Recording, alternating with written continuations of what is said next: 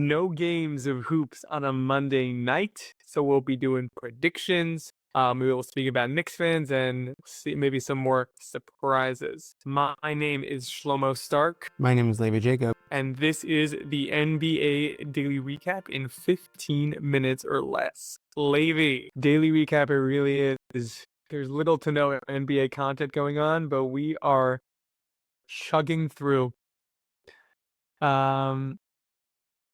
Let's start with predictions. So we have 2 conference finals matchups coming up. Really unexpected I would say. You probably made a lot of money if before the season you bet Timberwolves, Thunder, Knicks, Pacers in the conference finals. Honestly, probably even you made a lot of money if you did that in the beginning of the playoffs. Forget the beginning of the season. So congrats to all 4 teams. You were a Thunder fan. I'm a Knicks fan.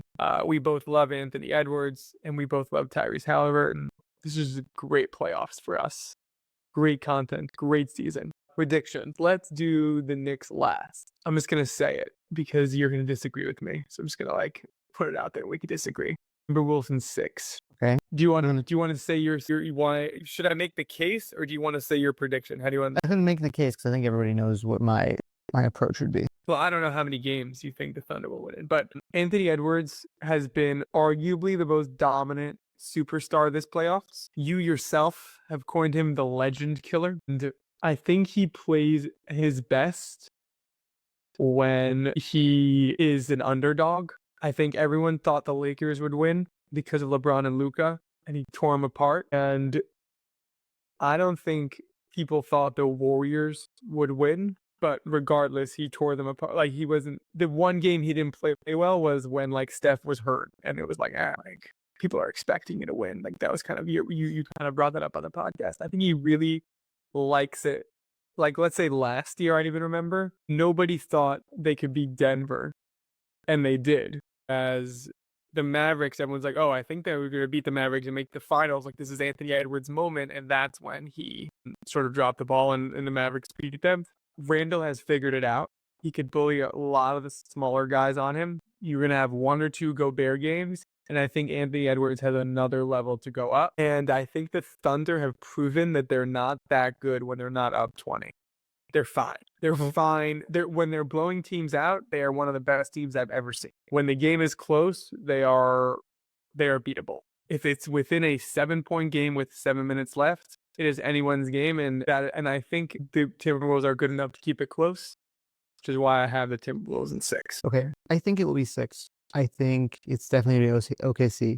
I think, like you're saying, I think the losses will be close games. My counter to Anthony Edwards in this playoffs, I guess you didn't listen, but I think 2 days ago, I want to say, when I did the podcast with Max, I said that the legend killer title doesn't apply to this past series. Anthony Edwards against the Warriors. I agree with that. No, I'm saying it's going to apply to this series with SGA. I hear it. The only problem is, ultimately, I'm not going to sugarcoat anything. I think that the Timberwolves throughout the season have been the toughest matchup for the Thunder. That being said, I don't believe any of the Julius Randle anything. I just don't they've played against back-to-back teams now in the playoffs in the past 2 series that just don't really have any size and are overall who is he defending against and even playing physically against with the Lakers? You know what I'm saying? He was doing a good job on LeBron, but LeBron was still doing what he needed to do. I think that in regards to Julius Randle, the best defensive option against him is a long-limbed player. I think Chet is exactly just kind of the poison for him. The Timberwolves, though, get hot on offense. Their team eventually gets it buzzing around. They have very good movement. Some games, I think that'll win them a couple games. Like you saw more specifically against the Lakers, against the Warriors. I just don't think that it was. I can't point to any one game that was so impressive as a team, just because the Warriors I don't think put up enough of a fight for them, I guess, to be interested, like you're saying, with Anthony Edwards wanting to be more engaged in games. That being said, I think that the Thunder are they have too much depth and too much game planning for them not to win this series. Watching them against the Nuggets is exactly their kryptonite, and they still managed to figure it out with Alex Caruso and help defenders. It was just nuts to watch last night.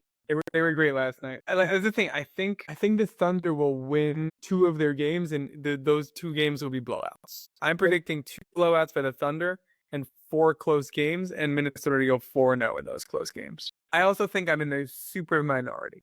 Yeah. Like mine is the hot take. It is not like I think most people would say Thunder in 5, 6, or 7. I think they're for sure favored. No, I saw it this morning. They're definitely favored.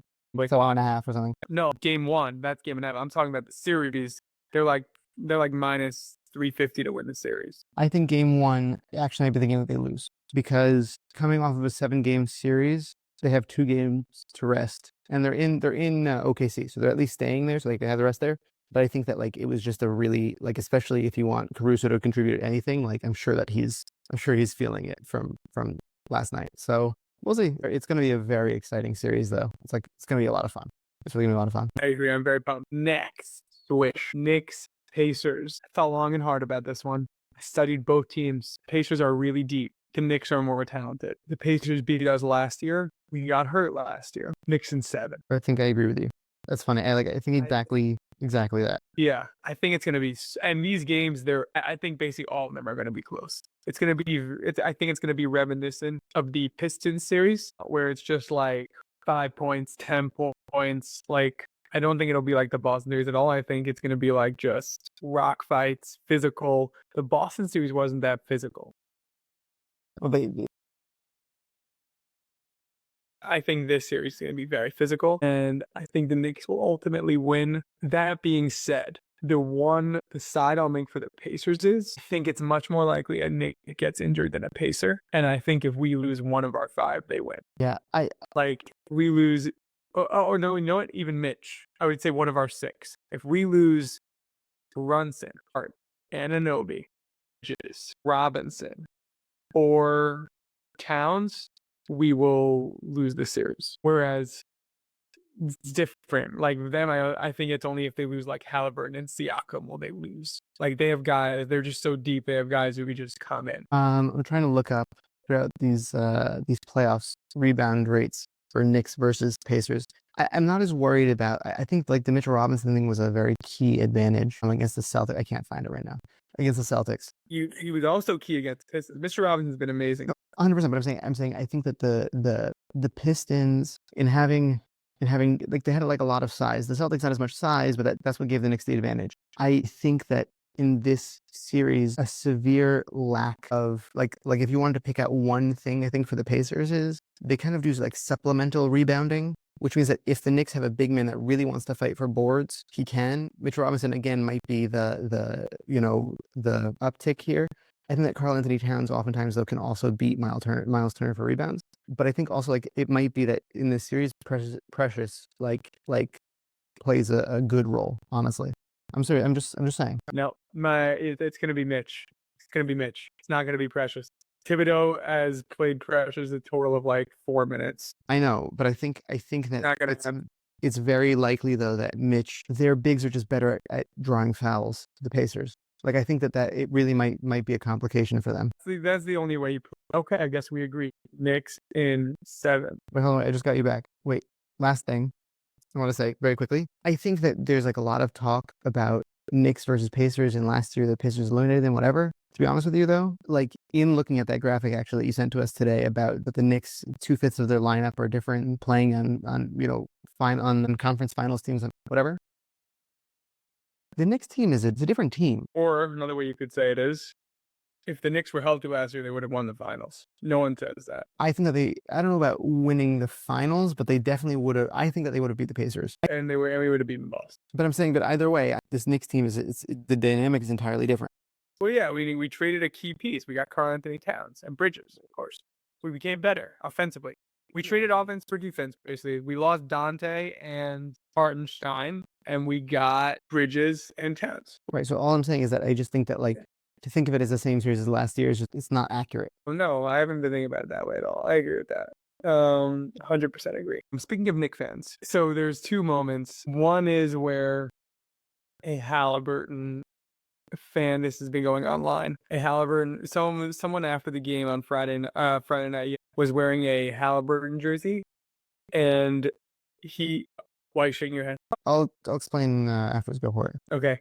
and he got trash thrown at him and almost looked like he was going to get lynched for being a Pacers fan. I will say I was in Boston with Knicks gear. They were a lot nicer. They were down 3-2 in this series, but they were lovely. I actually became friends with the people behind me, like who were Celtic fans. Like it was not a hostile environment, to say the least. I thought it would be, but Tyrese Halliburton saw this clip going around, and he went on McAfee with this guy. I forgot his name. He's a firefighter. Classic New Yorkers being mean to a firefighter. What the heck is wrong with us? And he offered him to fly him and a friend to Indiana for Game 4, meet the team. Super cool. What a move by Halliburton. And then also another Nick thing. What happened was Brian Windhorst was just like, I'm gonna change the wording a bit here so that I don't use profanity on the pod.